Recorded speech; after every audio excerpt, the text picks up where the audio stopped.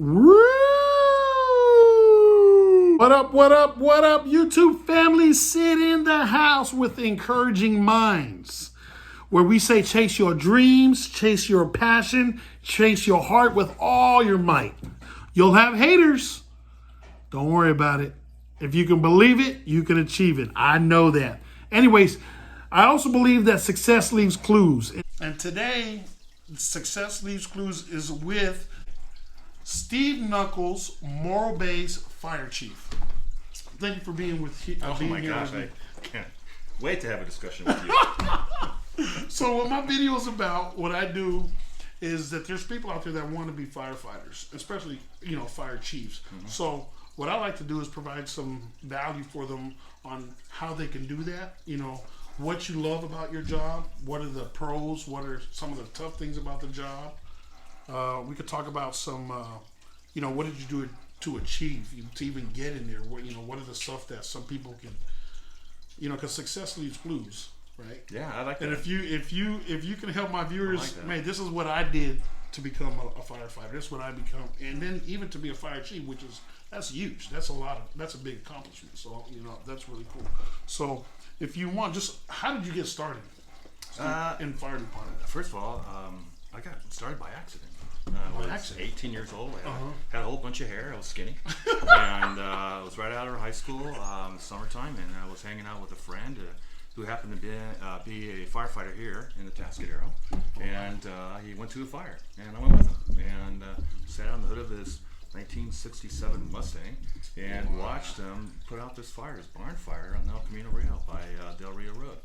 And I asked, how do you get involved in it? That looks fun. Hey, that's when you knew. Did you know or what? No, I didn't really know then. I just looked at it as I was looking for part-time work. And hold on. Let me, so they can see, because they probably getting headaches. You're probably having seizures. Forgot about that. All right, hold on. We gotta do. I'm gonna take this a little bit light. No. You can continue from where you left off. Okay. I forgot about that. So I sat on a Mustang hood and watched them put out the fire, and I was really interested in it. And I asked them, how do you get involved in this? I was just looking for part-time work. I was going to college. I was going to go to college, and I needed jobs. I was milking cows, baking donuts, washing test tubes at a lab that we had here in Tascadero. Wow. And I was just looking for work. And he said, knock on this back door on Tuesday night. That's when they had drill night. I knocked on the back door, and they let me in. And I said, hey, how do you become a firefighter? Yeah. And back then, they didn't have the OSHA requirements like they have today. Okay. They didn't have a lot of the training requirements. And there's a lot less firefighters today than they were back then per capita. So they were looking for people. And they hired me as a reserve firefighter and actually fought my first fire the next day. No way. And with no training. And later I did my training as the lifetime went along, and when I chose to be full-time. And what I really enjoy about this job is we get to go in people's homes, and we get to make a difference. We always get to say yes. We always get to find solutions. We always get to make people feel more comfortable. I was a paramedic for 28 years, and I can't tell you how many lives we save with paramedicine, but the biggest thing that we give is more comfort to our citizens, our neighbors, our friends and family. Yeah, that's huge too. I mean, I served here in my hometown for 16 years, and then I went to Morro Bay 20 years ago, and I've been there since. And I've been there ever since. So I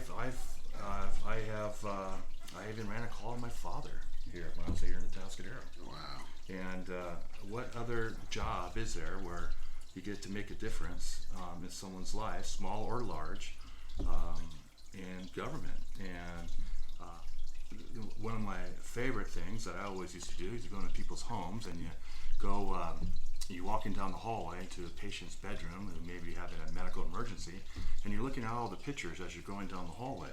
And then when you're talking with the patient, and you get to learn more about them. You ask when you see.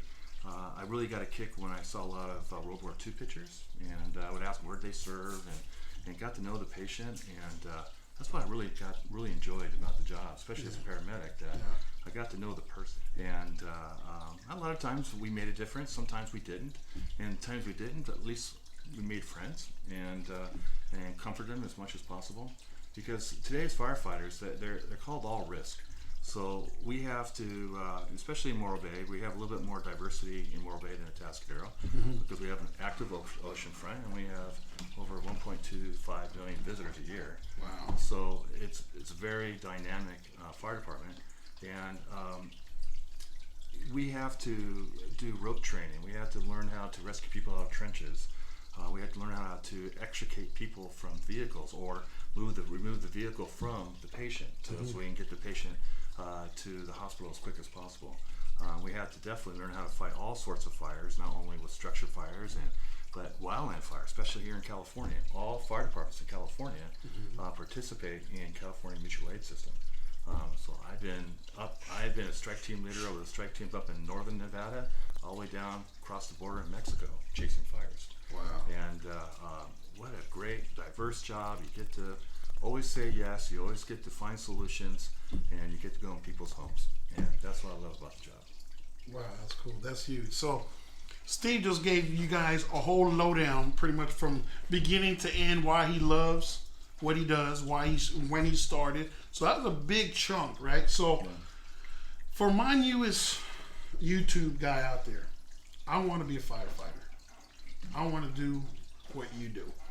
What's the best way that he can get started? Or what do you recommend that he would do to get started? Just go to a local fire department? Do you become a reserve? I mean, what would you say? Look, I want to be a firefighter. What do I do? All right, here's what you do. First step. First step is mindset. It's a way of life. So that means you have to have a clean life.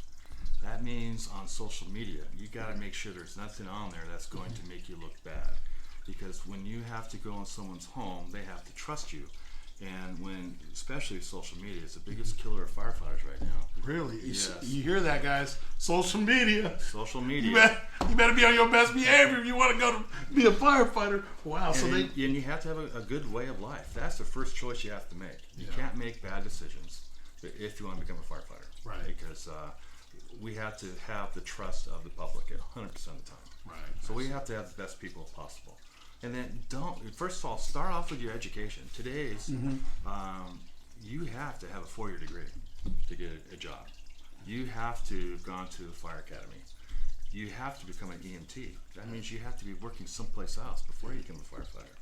It's a multi-year process to become a firefighter today. Now, if I just jump right into it, is there a way that I can just start getting paid immediately? Yes. Or do you have to, like, you know what I'm saying? Do you have to go through all these procedures like you just said? Well, you're not going to be able to get a full-time job. You may be able to get a full-time job with the Forest Service or a large agency, maybe like CAL FIRE, that uses seasonal firefighters for their wildland firefighting. Okay.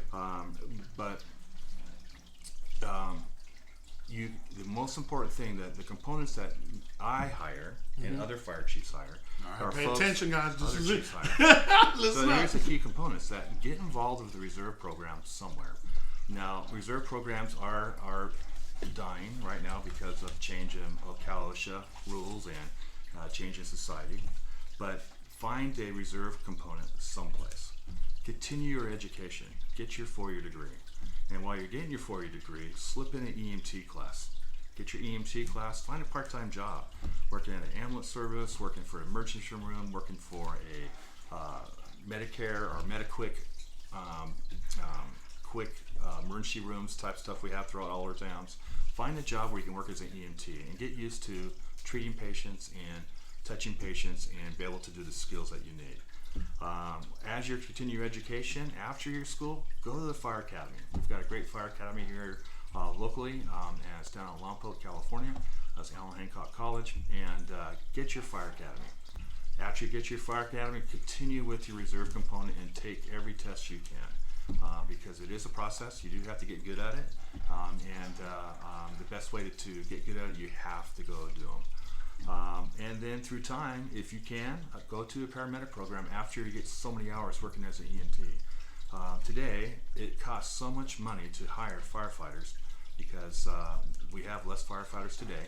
We're doing a better job with better technology, better training, and better people. So we're hiring the cream of the crop. Right. So if you want to be in that top 4%, you have to consider going to paramedic school also. And so it is a 4, 5, 6 year process to find a job as a full-time firefighter. Now, I didn't get hired on. I started as reserve as 18 years old, and I didn't get picked up full-time until I was 25. And it took 25 when you got picked up? Yeah, but I was finished with all my education. I did go through paramedic school, but I did go through paramedic school after I was hired.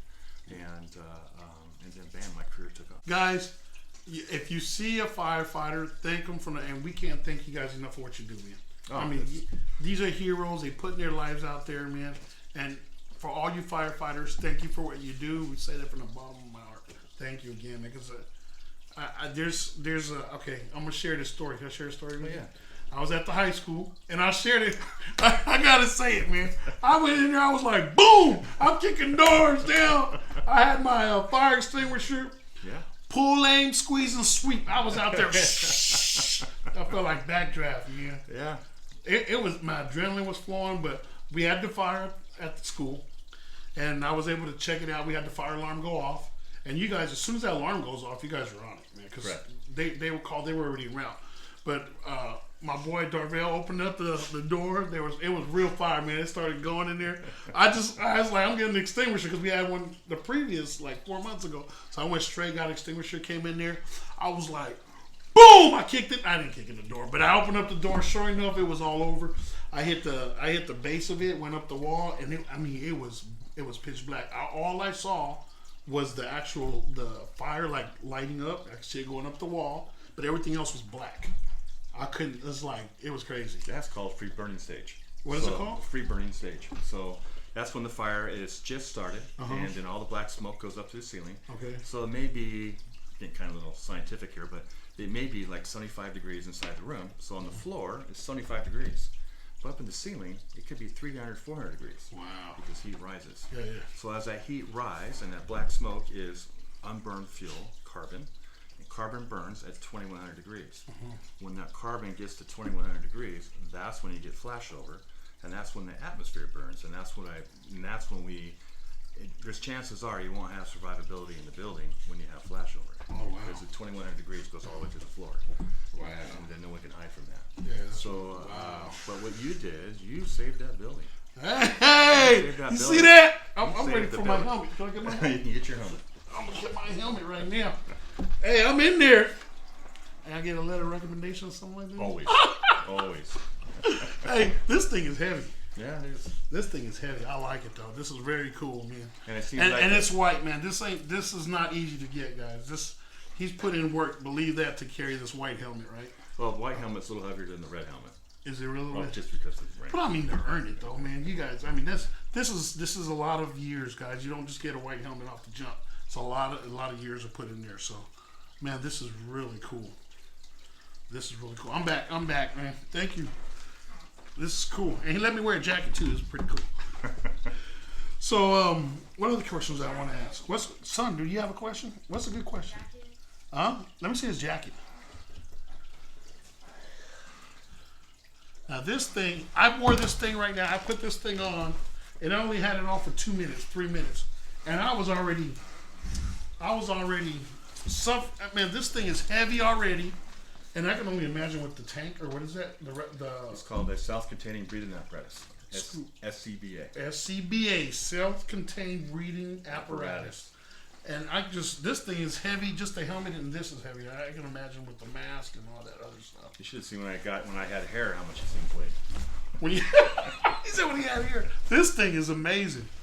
And this is just part of it because you got the pants, right? The jumpsuit, and then you got the helmet, and then what else? Like some of your equipment. What is the stuff that you actually?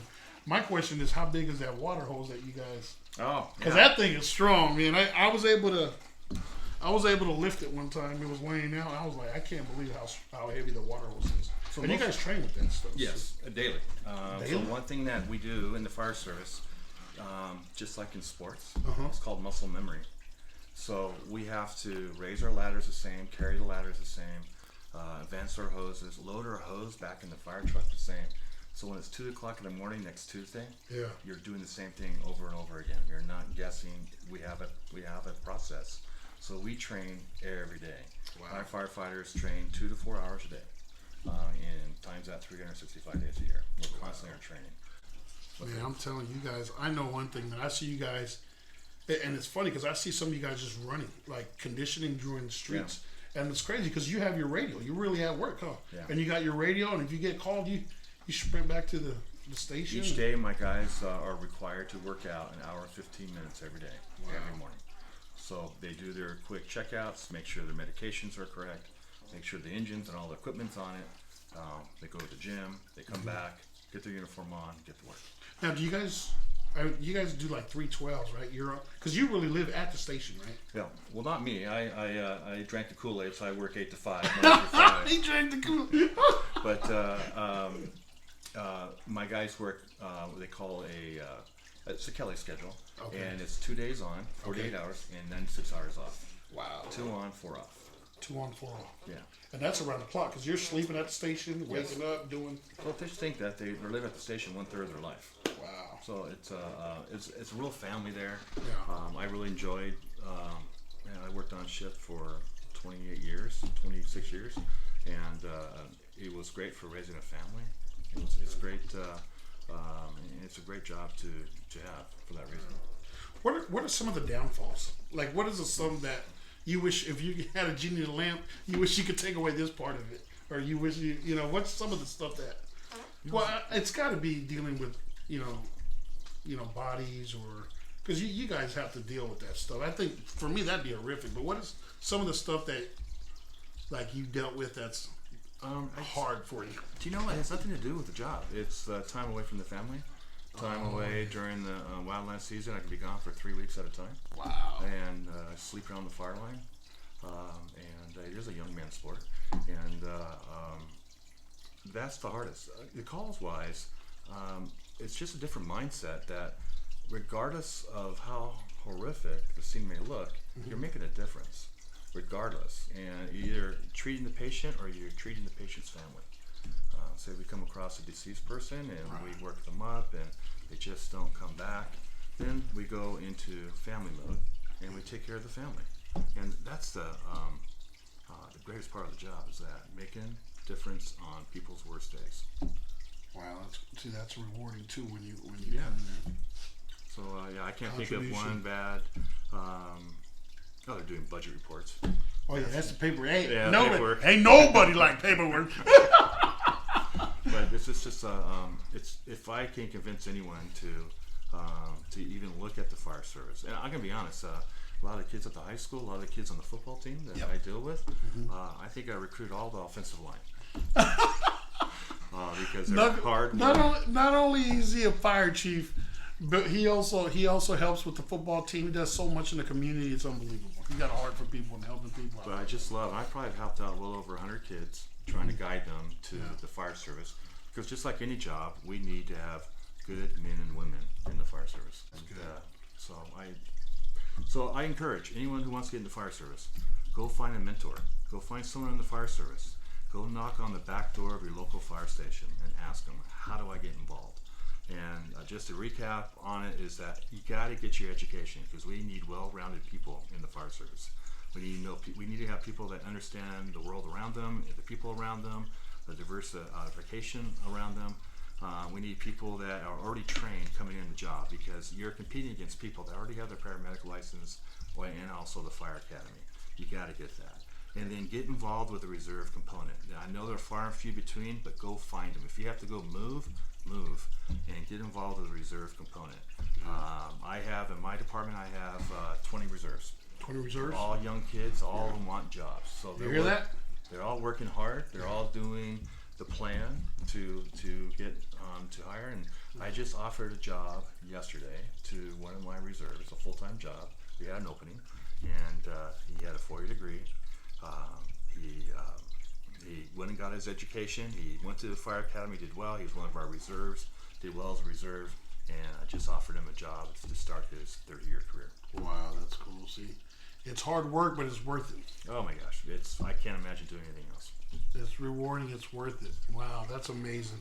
Hey, congratulations to that recruit that just started. I wish I could say his name, but I probably should. Yeah, you know. put his phone number out here. Yeah. You know, them women love firemen. Yeah. That's the uniform.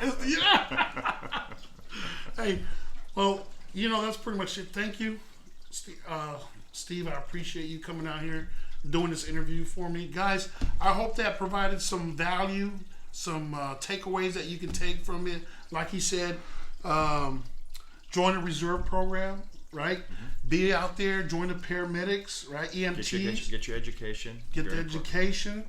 Get hands-on in there, right? Yeah. So that way, and then get your foot in there as fast as possible, right? Because there is a process from beginning to end. And there's a process from beginning to end. So from when you start to probably when you get, how long was that one that you just hired? How long was he in that process? About 4 years. About 4 years. So you're looking at about 4 years is what this one, I mean, it can vary depending on everything, but you're looking at 3 to 4 years before you, from dabbling your toes, starting to get into it, all the way to you.